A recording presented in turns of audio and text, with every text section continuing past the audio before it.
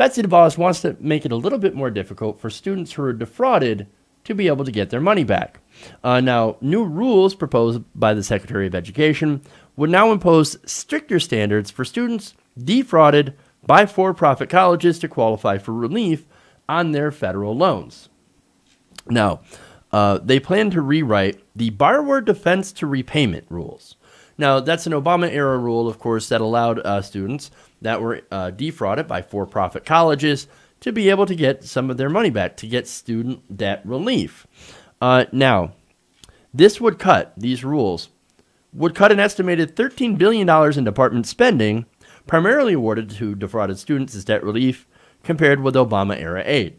So $13 billion, we're getting rid of that.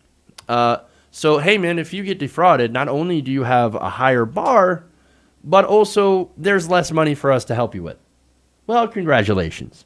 Now, raising the bar on federal loan relief claims, the proposal would require borrowers to prove that for-profit institutions either knowingly misled them or acted with reckless disregard for the truth.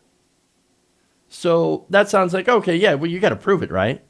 Well, that's actually an incredibly high bar to prove in court.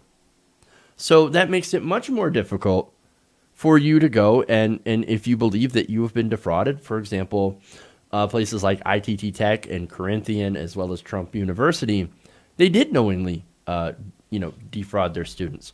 And look, some of the one of the examples is some of the culinary schools, right, or schools with culinary programs.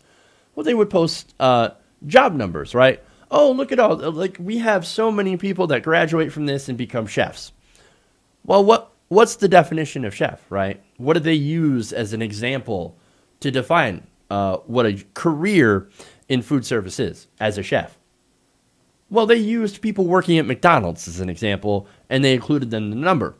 Well, McDonald's, you're not exactly a chef at McDonald's.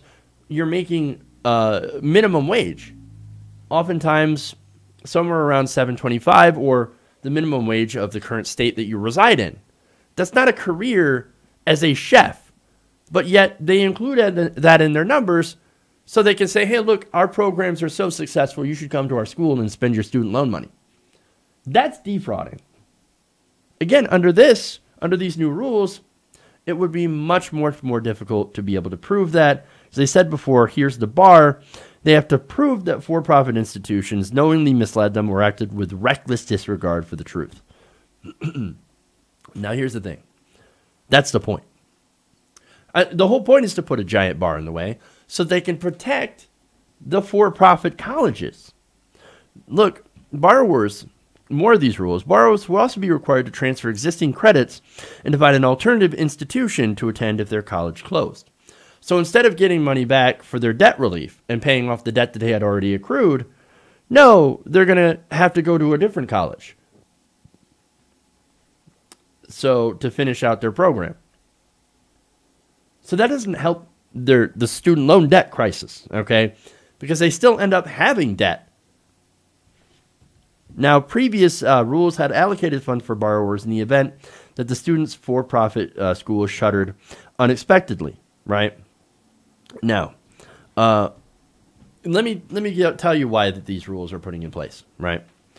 Now, it turns out DeVos had staffed her department with multiple for-profit college sector executives. One of them was DeVos' senior advisor, Robert Eitel, who, prior to serving in the Trump administration, spent years as an executive at a for-profit college firm, Bridgepoint Education and Career Education Corporation. Eitel was brought on by the Education Department as DeVos worked to develop the stricter standards on borrower defense to repayment for defrauded students. Oh, so of course, we have these executives now that are helping to write these rules on what should happen if a student gets defrauded. I wonder who these rules are going to benefit. I mean, look, they're going to come up with rules that benefit the for-profit college industry. That's what's going to happen. Look, this is another attempt that to say that if you get defrauded, well, then you don't have recourse. You have an incredibly high bar to prove that you have been defrauded, and even so, you don't get the chance to use that money to pay off your existing debt. Instead, you're going to get put into another school.